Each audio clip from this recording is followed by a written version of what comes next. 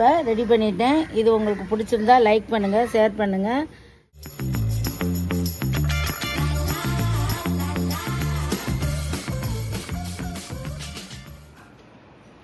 Welcome to அம்மா வீட்டு சாப்பாடு. இன்றைக்கி நீங்கள் என் வீடியோவில் பார்க்க போகிறது திருப்பதி லட்டு செய்கிறது எப்படின்ட்டு வாங்க பார்க்கலாம். அதுக்கு தேவையான பொருளெல்லாம் சொல்கிறேன் பாருங்கள். முதல்ல அரை கப்பு, அதாவது இந்த சின்ன கப்பில் ஒரு கப்பு பச்சரிசி மாவு, அந்த சின்ன கப்பில் ஒரு அரை கப்பு சர்க்கரை, ஒரு கப்பு, அதாவது அரிசி மாவு அரை கப்புனா கடலை மாவு ஒரு கப்பு, ஒரு கப்பு சர்க்கரை பெரிய கப்பில். அது எப்படி செய்யல உங்களுக்கு காமிக்கிற அளவு சொல்கிறேன். இப்போ வந்து அளவு நான் எடுத்து வச்சுருக்கிறேன். தேவையான அளவுக்கு ஏற்ற மாதிரி முந்திரி திராட்சை, முந்திரி திராட்சை, கிராம்பு ஏலக்காய், இது தேவையான அளவு, ஒரு கிளாஸ் பால். இப்போ இதை எப்படி கலக்கிறதுங்கிறத முதல்ல காமிக்கிறேன் பாருங்கள். ஒரு பாத்திரத்தை எடுத்துக்கோங்க. காரம் இல்லாமல் இருக்கணும். திருப்பதி லட்டுன்னு பேர் சொல்லிட்டு நம்ம செய்கிறதுனால கவுச்சி புழங்காத பாத்திரமாக இருக்கணும். முதல்ல அதை நல்லா கவனமாக வச்சுக்கோங்க. இப்போ ஒரு கப்பு பச்சரிசி மாவு, அரை கப்பு சர்க்கரை, இது ரெண்டையும் கலந்துக்கோங்க. கரண்டியால் கலக்கலாம், கையால் கலக்கலாம், எப்படி வேணாலும் பண்ணிக்கோங்க. ஏலக்காய் தூள் வேறு ஒன்றும். இப்போ பால்,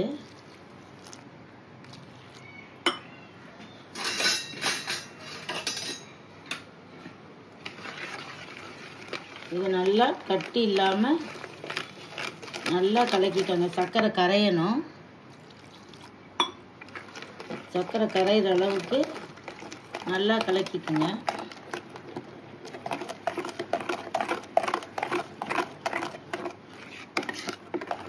என் சேனலில் ரொம்ப வீடியோ போடலை, இனிமேல் அடிக்கடி போடுறேன். மறக்காமல் சப்ஸ்கிரைப் பண்ணுறவங்க அம்மாவை நினச்சி மறக்காமல் என் சேனலில் சப்ஸ்கிரைப் பண்ணுங்கள். முக்கியமாக இதை வீட்டில் செஞ்சு பாருங்கள். சனிக்கிழமை செஞ்சு இந்த மாதிரி ஏழுமலையானுக்கு படத்துக்கு முன்னாடி, நம்ம வீட்டில் இருக்க சாமி படத்துக்கு முன்னாடி வச்சுட்டு கூட குழந்தைகளுக்கு கொடுங்க, ரொம்ப நல்லது. சனிக்கிழமை செய்யுங்க, ரொம்ப விசேஷம். இந்த மாதிரி அந்த சர்க்கரை ஃபுல்லாக கரைஞ்சிருக்கணும், நல்லா கரைஞ்சிருக்கணும். இப்போ இது நல்லா கரைஞ்சதுக்கு பின்னாடி இந்த ஒரு கப்பு கடலை மாவு கொஞ்சம் கொஞ்சமாக போட்டு கலக்கிக்கங்க. பத்தலைன்னா திக்காக இருந்துச்சுன்னா கொஞ்சம் திருப்பியும் பால் ஊற்றிக்கலாம்.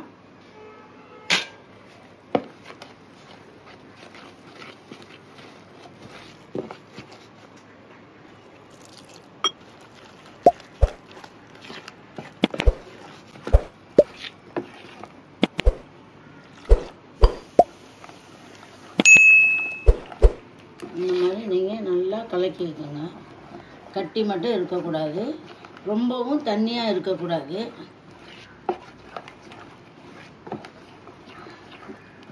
ஏன்னா அப்புறம் பூந்தி வந்து எண்ணெயை குடிக்கும். அதனால்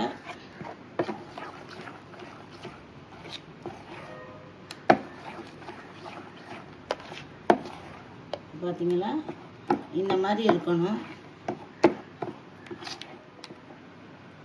இந்த மாதிரி பதம் அப்படி ஊற்றையில் இந்த மாதிரி கெட்டியாக இருக்கணும். அதாவது அப்போ வீட்டில் ஊற்றுனோம்னா இந்த மாதிரி இருக்குமோ அதை விட கூட கொஞ்சம் கெட்டியாக இருக்கணும். உங்களுக்கு இதில் வந்து கலர் தேவை, ஆரஞ்சு கலர் வேணும் அப்படின்னா நீங்கள் கலர் சேர்த்துக்கலாம் வீட்டில். இல்லைன்னா திருப்பதி லட்டு மாதிரியே வேணும் அப்படின்னாக்கா என் மாவோட அது வேறு எந்த கலரும் கலக்காமல் அப்படியே பண்ணிங்கனாக்கா அந்த லட்டு கலர்லேயே இருக்கும். இப்போ அந்த ஒரு கப்பு சர்க்கரையை போட்டு ஒரு கப்பு தண்ணி ஊற்றி அடுப்பில் சிம்மில் விட்டுருங்க. அது பாகு பதம் வர அளவுக்கு கரைஞ்சி வரட்டும்.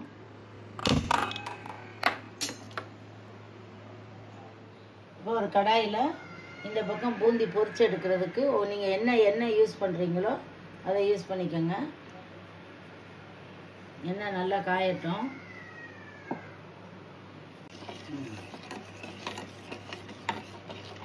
இப்போ இது நல்லா கொதித்து கம்பி பதம் வர்ற அளவுக்கு இருக்கணும். ரொம்ப நேரம் கொதிக்கணுங்கிறது இல்லை, உங்களுக்கே தெரியும், கையில் தொட்டு பார்க்கல கொஞ்சம் பிசு பிசுப்பாக இருந்துச்சுனாக்கா அந்த பதம் வந்துடும். எண்ணெய் காஞ்சிடுச்சான்னு ஒரு ட்ராப் போட்டு பாருங்கள். அந்த இது போட்ட உடனே அது மிதந்து வந்துச்சுனாலே எண்ணெய் காஞ்சிடுச்சுன்னு அர்த்தம்.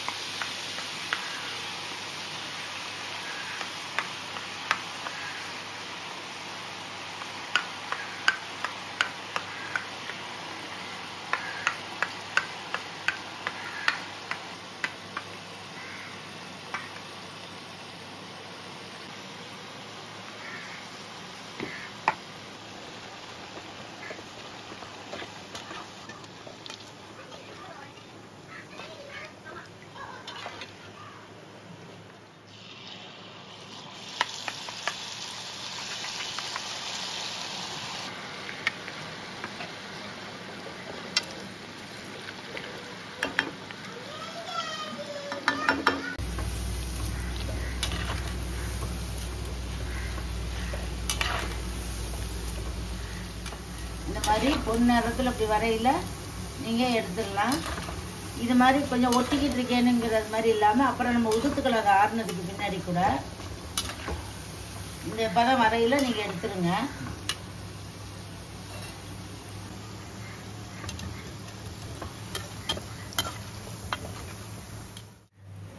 இந்த பதம் வந்த உடனே எடுத்துடணும்.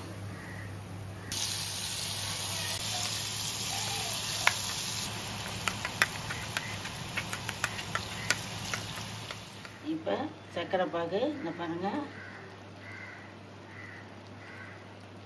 இந்த கம்பி பதம் வந்ததுக்கு பின்னாடி ஆஃப் பண்ணிடலாம்.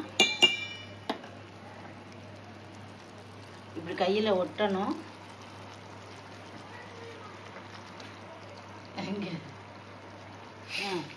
இப்போ பூந்தி போட்டாச்சு. நான் இந்த மாதிரி நம்ம ஒரு முக்கால் பதத்தில் எடுக்கல இந்த கலர் வந்துடும். ஏன்னா நம்ம கலர்லாம் போட தேவையில்லை. இப்போ வந்து அந்த கம்பி பதமாக எடுத்த பாகை கொஞ்சம் அதில் ஊற்றி தேவையான அளவு ஊற்றி இப்படி கிளறுங்க.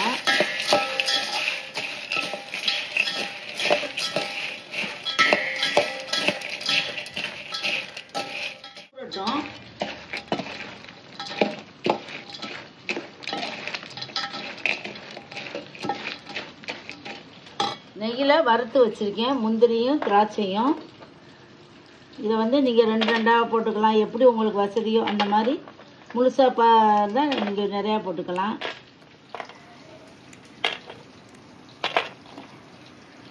ஏன்னா ரொம்ப பெருசாக இருந்துச்சுன்னா நம்ம உருண்டை பிடிக்கையில் இது தனியாக வந்து விழுந்துடும். அதனால் கொஞ்சம் உடச்சி வச்சுக்கோங்க. முந்திரியை வறுத்துட்டு கூட உடைக்கலாம், இல்லை உடைச்ச பருப்பு கூட வாங்கி வறுத்து வச்சுக்கோங்க. ஏலக்காயும் இந்த கிராம்பும் நீங்கள் அதை பவுட்ரு பண்ணையில் போட்டு ஒரு சுற்று விட்டுக்கோங்க மிக்சியில். ஏன்னா அப்போ தான் வாயில் கடிபடாது. இது கூட பச்சை கற்பூரம் இருந்தால் கொஞ்சம் லைட்டாக சேர்த்துக்கோங்க. என்கிட்ட இன்றைக்கி இல்லை, அதனால் அதை சேர்த்துக்கலைங்க. இப்போ அந்த சர்க்கரை பாகு ஊற்றி பிசு பிசுப்பாக இருந்ததில்ல, இப்போ கொஞ்சம் நேரம் காய வச்சோன்னே பாருங்கள் திருப்பி பூந்தி மாதிரியே ஆயிடுச்சு. இதை கொஞ்சம் பவுட்ரு பண்ணிக்கோங்க.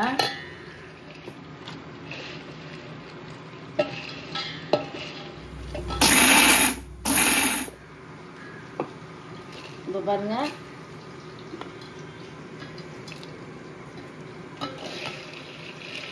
திருப்பதியில் வந்து எல்லாமே மிஷின் இருக்கிறதுனால மொத்தமாக நம்மளுக்கு தெரியாது இப்படி தான் பண்ணுறாங்கன்ட்டு. அதனால் அந்த மாதிரியே இருக்கும். நீங்கள் சாப்பிட்டு பார்த்துட்டு இதில் ஏதாவது உங்களுக்கு சந்தேகம் இருந்தால் என்கிட்ட கேளுங்க. என்னுடைய நம்பர் என் சேனலில் போட்டிருக்கேன், யூடியூப் சேனலில் நம்பர் இருக்குது. எந்த டவுட்டாக இருந்தாலும் அதில் போடுங்க, நான் சொல்கிறேன். இதில் ஒரு 2 ஸ்பூனு நெய் சேர்த்துக்கோங்க.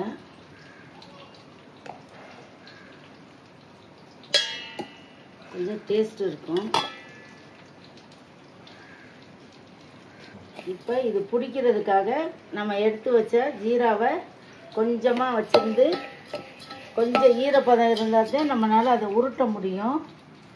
ரொம்ப இது பண்ணிடாமல் ஓரளவுக்கு பிடிக்கிற அளவுக்கு வரையில் இது பண்ணணும். அதே மாதிரி தூள் பண்ணையிலையும் உங்களுக்கு வந்து குறைன்னு இருக்கணும். ரொம்ப பவுட்ரு மாதிரி பண்ணிடக்கூடாது. நம்ம மென்று சாப்பிட்ற அளவுக்கு இருக்கணும். இனிமேல் இதை ஊற்றிட்டு கொண்டு போய் பேன்லாம் வைக்கக்கூடாது.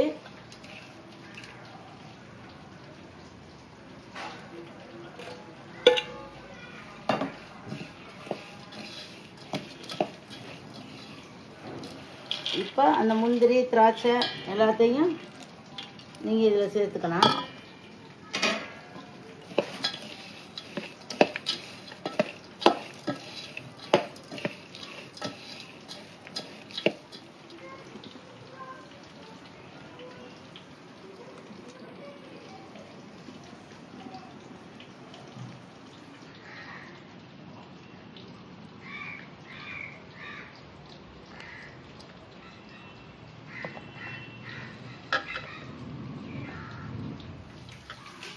இது உங்களுக்கு பிடிக்க வரலைன்னா கொஞ்சமாக காய்ச்சின பால் முதல்ல சேர்த்தது மாதிரி லைட்டாக சேர்த்துக்கிட்டு நீங்கள் இதை பிடிச்சிக்கோங்க. உங்களுக்கு எப்படி ஷேப் வேணுமோ அந்த மாதிரி பண்ணிக்கலாம்.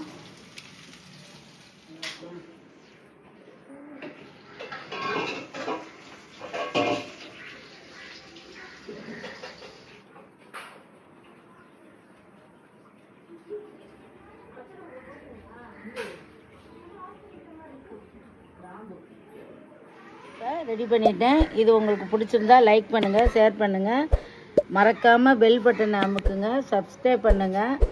அம்மாவை மறக்காமல் சப்ஸ்கிரைப் பண்ணுங்கள். இதை வீட்டில் செஞ்சு பார்த்துட்டு ஏதாவது ஒரு டவுட் இருந்தால் அம்மாவுக்கு நீங்கள் கால் பண்ணலாம், இல்லை மெசேஜ் போடலாம், எல்லாமே பண்ணலாம். பார்த்துட்டு சொல்லுங்கள்.